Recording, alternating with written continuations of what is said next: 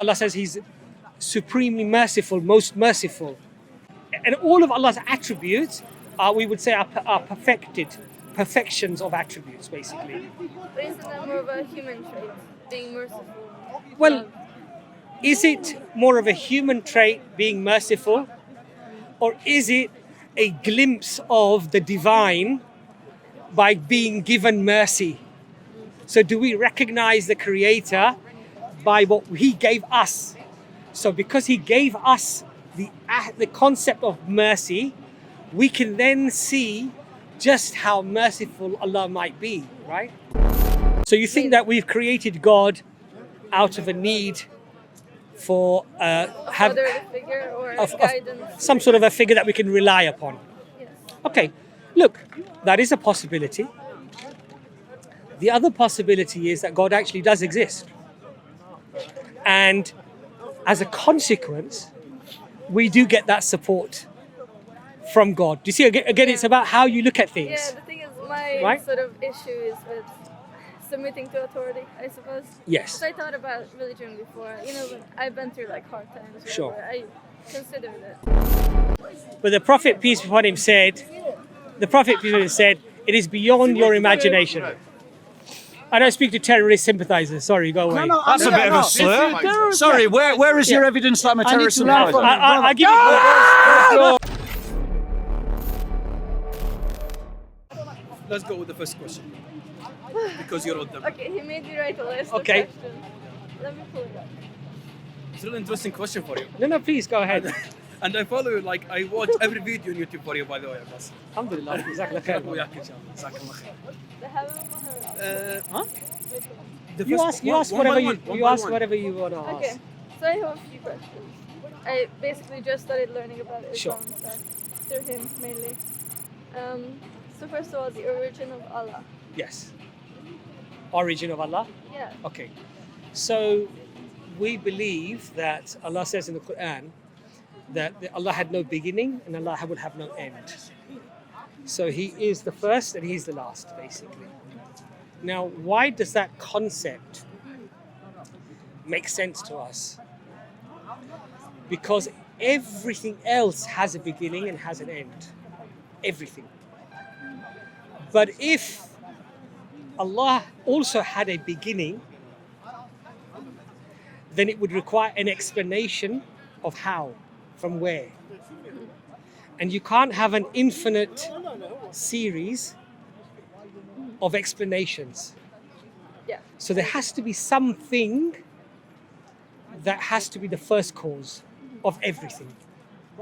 And it itself has to be the explanation for itself. It can't have an explanation outside of it. Because you can't have that infinite regress. So we believe that Allah is that first thing that always existed. There was never a time or a point when Allah did not exist. And there will never be a point in time in the future where Allah will not exist. Because out of necessity, you have to have something that exists for everything else to come into existence from. And does that extend to the universe or beyond the universe? So we believe that everything is created by Allah, and everything will eventually die. Everything will perish except Allah. So we're told that on the Day of Judgment, Allah says every soul, everything will taste death. So the universe itself, Allah says, we will fold it up and destroy this universe. So it has a certain lifetime period and it will be done away with. All of the human beings will taste death. So they will all die. Allah says even the angels will die. Allah will take away their life force, whatever it is. Until the last angel, Gabriel, will be the left. And then even he will die. Allah will take away, and only Allah will remain. And then everything else will be resurrected as a sign from God that I am most powerful. I have dominion over everything, basically.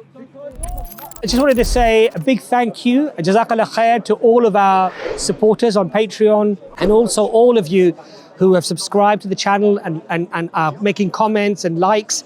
All of this helps to support the dawah. And mashallah, the money generally goes towards transcripts, translations, and also the shorts that we're doing regularly, alhamdulillah. And all of that is having an impact on spreading the dawah. So jazakallah khair. Inshallah, keep your donations coming and help the dawah to grow. Jazakallah khair. Assalamu alaikum wa rahmatullahi wa barakatuh. Abbas, because we have a discussion about that. Yes. And I spoke with a lot of people, and they always ask me this question, right? Yes. The first question is like, how we exist? They don't believe in God. They say like, what about Big Bang? Yes. My question is, who created Big Bang? You know? Yes. So she always asks this question. Like, Yes. Can you answer that? Do you think that makes sense? Like, can you just like prove that's wrong? Yes. Because I know it's wrong, but I wanted to prove it. The Yes. Big Bang. Well, the thing is, whether the Big Bang took place or did not take place, or it took place in the way that we are told it took place, for us is irrelevant. Because what's relevant is who created everything and who created the universe. This would be Allah subhanahu wa ta'ala. This would be God Almighty. So the mechanism of how that might have happened scientifically, for us is not really relevant in terms of our salvation.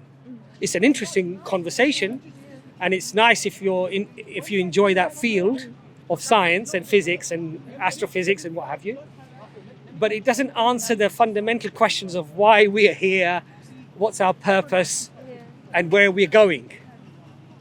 So I have no issue with the scientific theory of the Big Bang, of everything having some sort of infinite density somewhere. But we would argue that this would be a creation of Allah. Because Allah says something very interesting in the Quran. Allah says, did this universe create itself? So Allah's asking you, okay, where did it come from? Did it just give birth to itself? Because that doesn't make sense.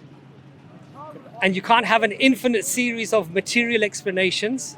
So ultimately, everything has to rely upon a being, the necessary cause, from which everything else is given birth, but it itself cannot have any cause.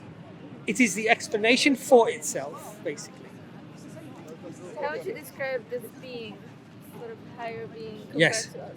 Is there a way to even describe it? Yeah, so all we can say about Allah, about God Almighty, is what God has told us about Himself. So in the Quran, mashallah, we have many references that Allah makes to Himself. All powerful, the Creator. There's elements of the linguistics that are used that when you create something from nothing, this is attributed to Allah subhanahu wa ta'ala. In other words, He doesn't need the Lego, the building blocks to build. He simply says, be, and it is. This is His kun fayakun, his power.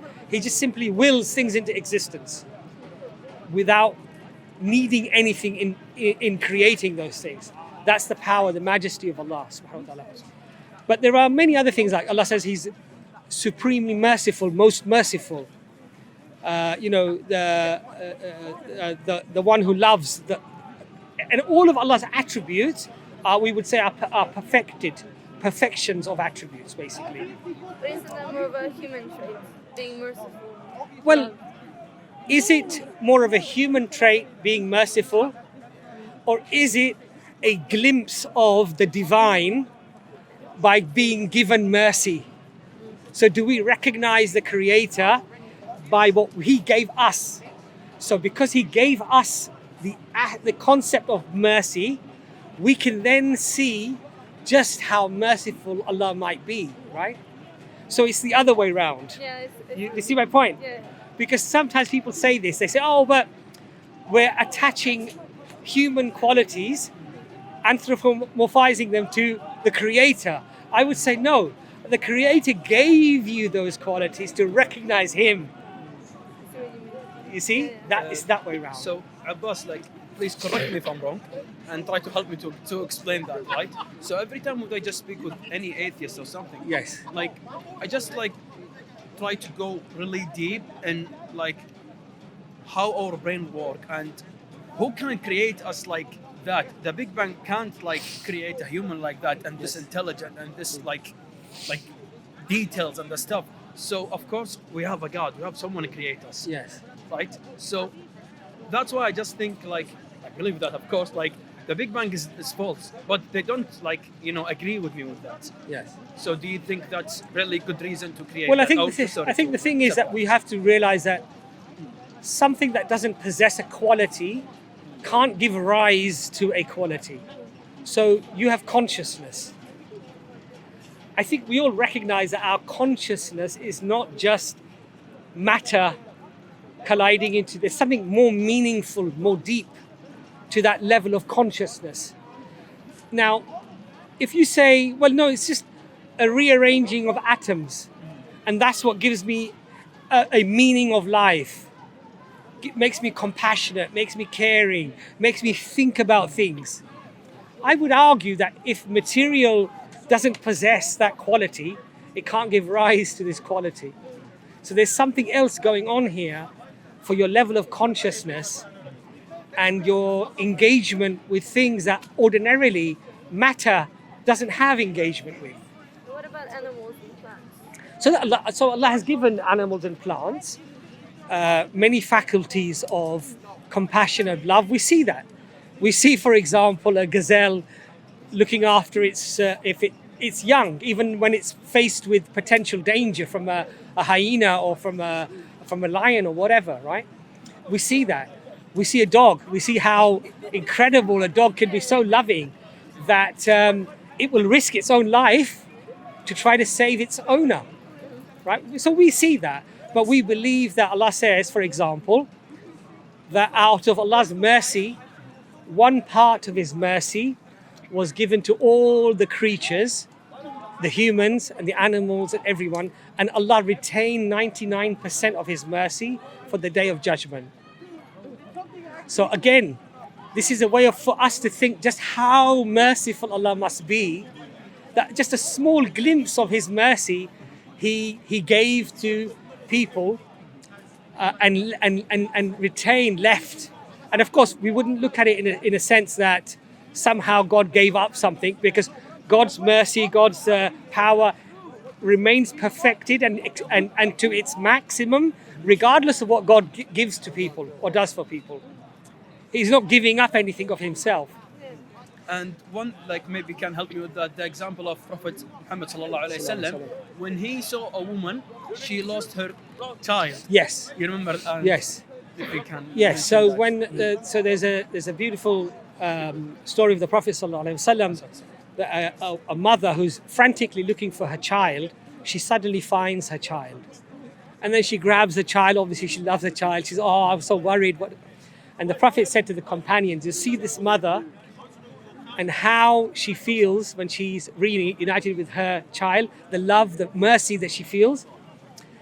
Allah is more merciful to His creatures than this mother is to her child. So we believe that Allah's mercy overshadows His wrath, His anger, His punishment. Everything is overshadowed by Allah's mercy, basically. And this is why in the Quran, Allah uses His anger, wrath, and He uses mercy.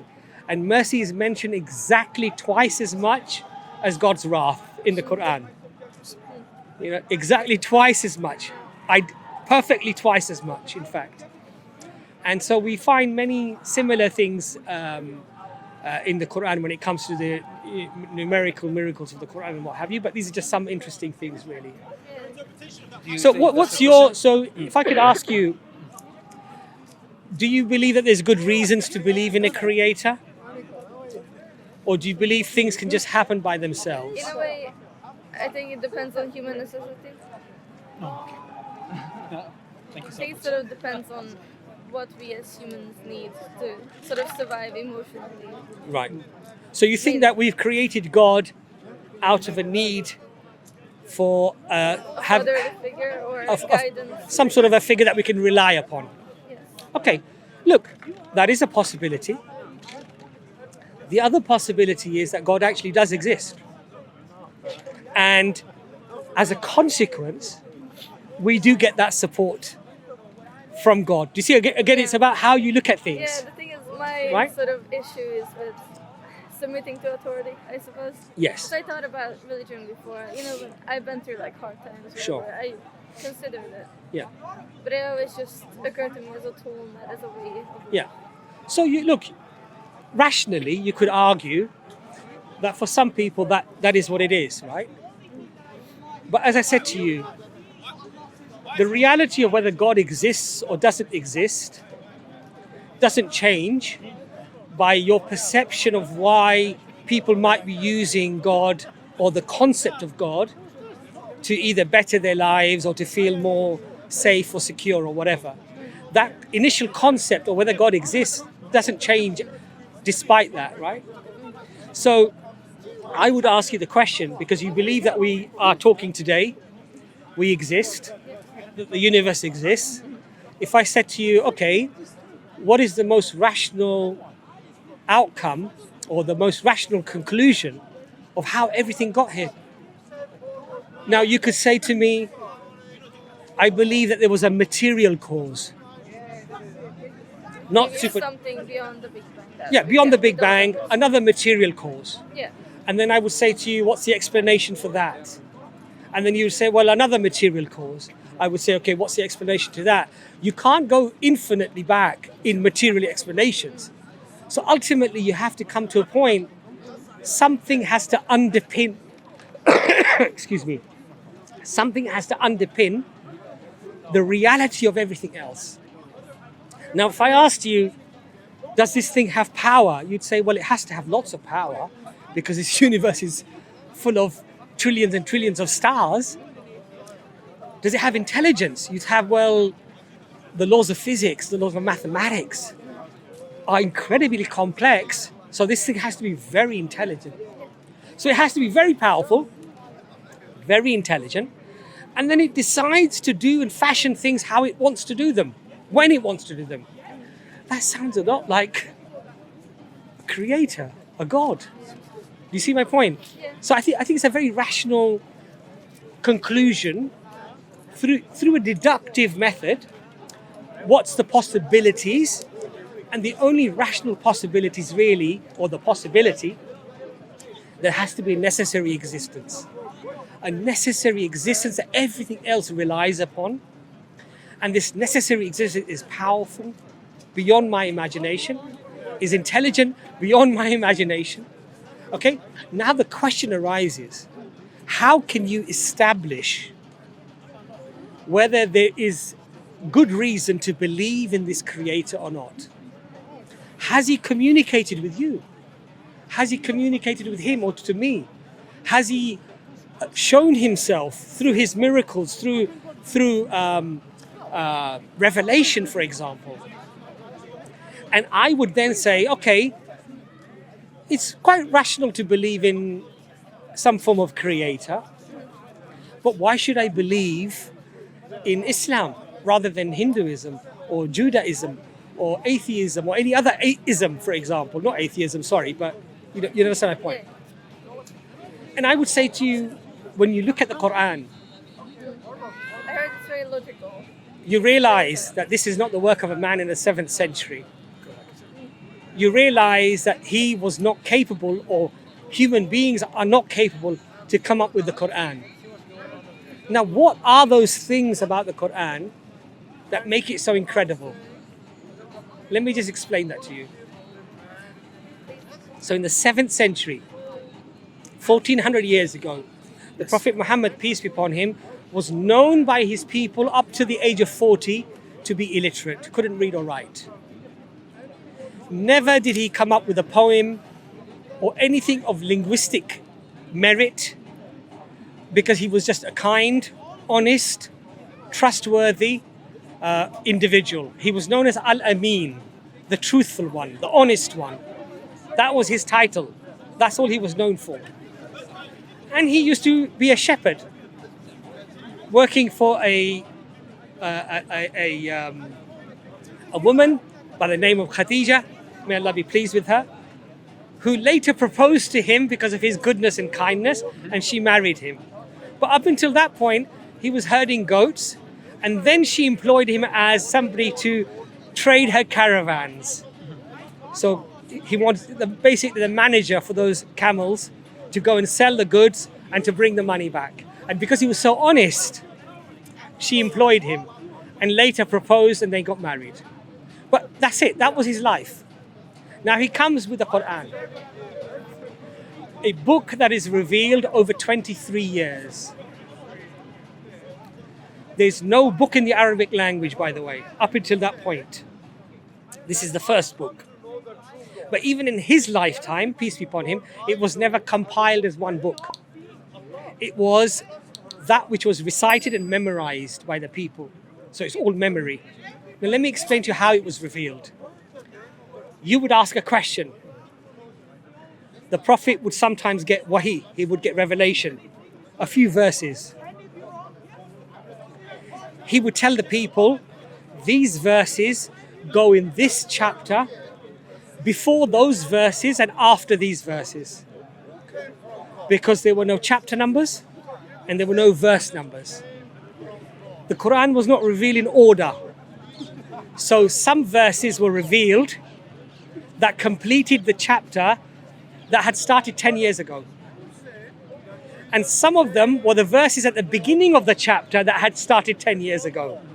So the verses were being revealed what you could presume to be random, not in any order, and he would inform the people. Okay? Sorry for interrupting. Yeah. And correct me if I'm wrong. We are the only religion who noticed our book exactly. So if I just go to him, what the verse, or like if someone just read the verse wrong, we will notice. Oh if yes, you just absolutely. ask to any like Yes. Christian or any Yes. other religion, they don't know what happened inside Yeah, the so book. basically the book itself was memorized by the companions. Today we have over 11 million people who've memorized the whole Quran. In 3 weeks' time, the month of Ramadan will start.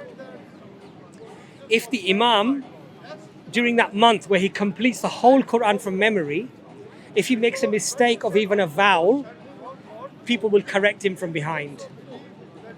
Because the book is memorized widely by people. So if he says ah instead of people will correct him. Now just think about this. Man and woman are mentioned exactly the same number of times in the entire Quran, despite finding them in different places and being mentioned at different times.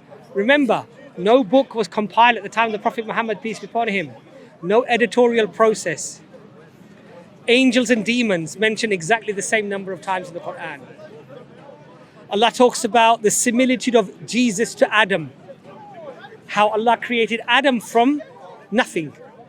So he created Jesus from a woman, basically, without a father. But Adam had neither mother or father. Guess what? Allah compares them together and they're both mentioned 25 times in the Quran. Different places. That's pretty fascinating. The moment where Allah says in the surah, in the chapter, do they not think of the similitude of Adam and Jesus? They both mention an equal number of times up to that point as well. Surah Kahf, the cave. Allah mentions the word 300 plus 9 years that they stayed in the cave for. Where Allah says 300, it's the 300th word in that chapter. Where he says 309, it's the 309th word in that chapter. Who was doing the counting? Who was making sure that all of these things added up? And this is just something I've touched on. If you look at the works of Professor Raymond Farrin, he talks about the structural elements of the Quran. During his study, he became Muslim. Professor Raymond Farrin. He said the structures of the Quran, the concentric patterns of the Quran are so complicated. There is no way, it's not humanly possible for somebody to have made these structures upon structures upon structures upon structures the way in which the Quran was relayed. Over 23 years, random verses coming down and the Prophet saying, this is where this goes, this is where this goes. Whilst some chapters are being revealed, like Surah Baqarah, 286 verses. The longest. Yes? Over 10 years this is being revealed other chapters are simultaneously being revealed and they're not in order. And then Allah says to the Arabs of the time, if you are truthful, then you come up with the Quran like it. Then Allah lowered the challenge. Come up with 10 chapters like it. Then Allah lowered the challenge. Come up with 1 chapter like it. You know the shortest chapter of the Quran is Bismillah ar-Rahman ar-Rahim. Inna ataynaka al-kawthar fasalli li rabbika wanhar inna shaniyaka huwa al-abtar. 3 verses. Allah says, if you're truthful, come up with something like this. The Arabs couldn't. They couldn't understand how a man in a desert, who was illiterate, who was herding goats, who was known as Al-Amin, the truthful one, the honest one. Yet he comes up with this, that we are the most eloquent poets of the time. We can't even compete. What's going on here? Why can we not compete with these words? Every chapter in the Quran has at least one unique word that is not repeated in any other chapter. Some chapters have multiple words that are only found in that chapter and not repeated in any other chapter. Who's doing all the counting? Who's making sure all of these things are happening? And I have just skimmed the surface. And that's why when Allah says that this is a miracle of Allah, this book, this Quran, is a miracle of Allah. Allah is telling you, if you're truthful, come up with an explanation where it could have come from. And when you exhaust all your explanations and your possibilities, the one that you're left with is that this is outside the capacity of any human being. And as it's claimed, indeed, it is from Allah. And then look at the teachings. Look at the teachings. Allah says in both gambling and alcohol, in intoxicants and gambling, there is some benefit and there is harm, but because the harm outstrips the benefit, I have made it forbidden for you. That teaching was as relevant then as it is today. Leave intoxicants and gambling if you want to prosper, Allah says in the Quran. If you wish prosperity, leave these things. The power of the teachings is as relevant today as it was in the 7th century. So now you have to ask the question, how does this happen? Why are there experts today, non-Muslim academics, who are saying the language of the Quran is unique? The words of Muhammad, we can tell, peace be upon him, these are the words of Muhammad. When the Quran starts to speak, it's a different way of writing the language. The grammatical rules, everything is different. How does a man do all of this and then make sure that his speech and the Quranic speech are completely unique and different? How is it possible? So the Arabs knew. Even the ones that denied the Prophet Muhammad, peace be upon him, and they did not accept Islam and they died on disbelief, they said, these are not the words of Muhammad. These are not the words of any man or any jinn, any spirit. All we can say is that this is some form of magic. They attributed a supernatural cause to the Quran because they could not come up with any human cause to it. So that's what I'm saying to you, my sister, that when you use your rationality, you know in your heart this is not something that can be replicated easily or possible. Especially if I said to you, from a person who had no literary skills, was known as Al-Amin, an honest person, and then he comes with over 6,000 verses that are a unique way of even writing the Arabic language, that don't conform to any grammatical principles of the Arabic language. And no mistakes. Correct. Not only that, the Quran makes many prophecies, for example, claims that will happen in the future. That's what we believe. There's a chapter called Surah Rome, and it's about the Roman and the Persian empires. And the Quran makes a prediction that the defeated Romans within 3 to 9 years will once again conquer the Persians. And the people said, oh, Muhammad, he's done for now. This is never going to happen because the Persians have completely destroyed the Romans. They're almost on the brink of death. The Quran is making a counterintuitive claim. Allah says no. They will once again reconquer. Now just imagine a man who's a liar makes a prophecy that is counterintuitive, that is likely to fail.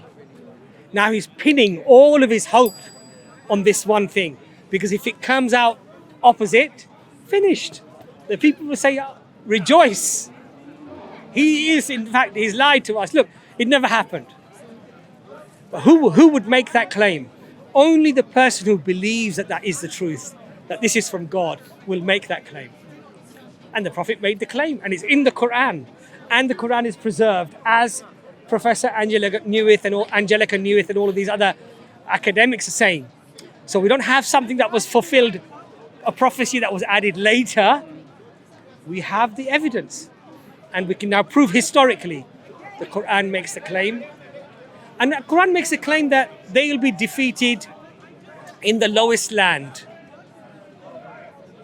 How did the Quran know that that part of the land is the lowest part of the land anywhere on earth? How did Prophet Muhammad, peace be upon him, know this? That's impossible. So there's only one rational conclusion, my sister. That is the book of Allah. He was the Prophet of Allah. And indeed, Allah's promise in the Quran that this is a miracle is true. Now the question for you, my sister, is, do you accept that or do you deny that?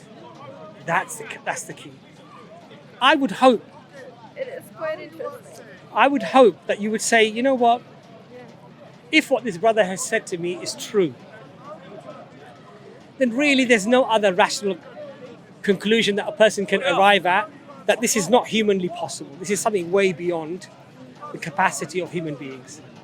And on that basis, I'll accept it.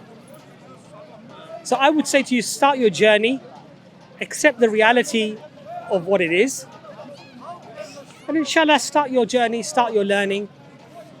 Because, you know, my sister, life is very short. You know, we were playing and having fun and no stress, no strain.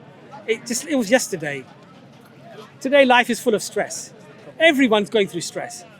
This is another sign for a person to reflect upon. The wealthy, the successful has his own stresses, has her own stresses. Sometimes more than you or me.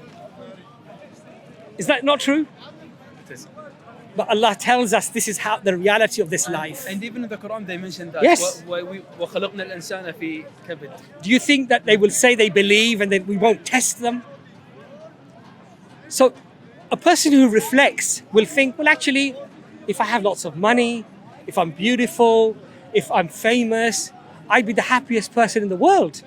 Surely you should be, right? But Allah says, everyone will have their test. And this is a manifestation of Allah's miracle. That even things that we perceive that should give us happiness and contentment, they don't. Because Allah says, surely the soul will only find peace in the remembrance of Allah. So Allah's giving us the formula to get peace. It's in my remembrance. It's being connected to me that you'll get peace. All of this other stuff that you think will give you happiness and peace and contentment. There's one more question. Are there any sort of overlaps with the Quran and the Bible or other writings? So we believe when the Prophet, peace be upon him, was asked and he was telling the people about himself, he gave the example of there's a beautiful building and it's all complete except for one brick that's missing. And the Prophet, peace be upon him, said, I am that missing brick. In other words, I'm the completion of the perfected message from Adam all the way up to me. So Noah, Abraham, Jesus, Moses, Jesus, And the Prophet Muhammad, peace be upon him, had the same message, the core message. Worship nothing in the heavens or the earth except God Almighty, and do good works. Be just, be fair, be kind to your parents, be obedient to your parents, be productive in society, be charitable, do these good works. And so all of the prophets preached that. So we believe, for example, that Jesus, peace be upon him, he also worshipped God. In the Garden of Gethsemane, it shows Jesus putting his face onto the ground and worshipping God Almighty. So we believe that Jesus was a believer. He believed in God. He worshipped God. Moses, Abraham, they all worshipped God the Father, God in heaven. None of them ever instructed the people to worship themselves, that worship me. And in fact, you don't find any statement in the Bible where Jesus explicitly says, I and the Father are one, worship me as you worship the Father. He doesn't say this. And in fact, when he does the miracles, what does he do? He says, I cast out demons and I cure the lepers and I do with the finger of God. He always attributes his miracles to God. So if you want to be a good Jew, you want to be a good Christian, you want to be, what should you do? You should follow the messenger who's come and has corrected the misconceptions and the changes that were made. And that you should follow the revised, the final revelation, especially because this one has been preserved, whereas the others have been corrupted by people. They've changed so many things. They've added things in and they've attributed those words to God Almighty, when God never said those words, or Jesus never said those words. So there is a lot of overlap because it's all coming from the same source. It's all coming from God Almighty. But what we would say is that the previous scriptures have been changed. They've been manipulated. But Allah has promised in the Quran, Allah said, it is we who have revealed this reminder, and it is we who will protect it from corruption. So it's only because Allah promised us that this is the final revelation and it will be preserved, that it has indeed remained preserved. I remember the question. We have two questions. Okay. You choose one to answer. It's up to you. Okay. What in the paradise? What is in Jannah? What inside the Jannah? The second question is about the difference between the man and the woman, like in about Taliban and the stuff, right? Can you read it? The second question? So the first one is very easy. The Prophet ﷺ said, when people asked him about Jannah, about paradise, he said, no heart has ever felt, no eyes have ever seen the wonders of paradise. It's beyond your imagination, basically. Let's make it better. Yeah. Choose one. No, go ahead. I haven't got my glasses on. So I won't get to. It's too small for me. You want to go? What does heaven look like? What would heaven look like? And continue that. So there's lots of things about heaven. We're told that the things in nature that we see here are only but a glimpse of what paradise looks like. But the Prophet, peace be upon him, said, it is beyond your imagination. I don't speak to terrorist sympathizers. Sorry, go away. That's a bit of a slur. Sorry, where is your evidence that I'm a terrorist sympathizer? I'll give you. Where's your evidence? Sorry. I'll give you the evidence later.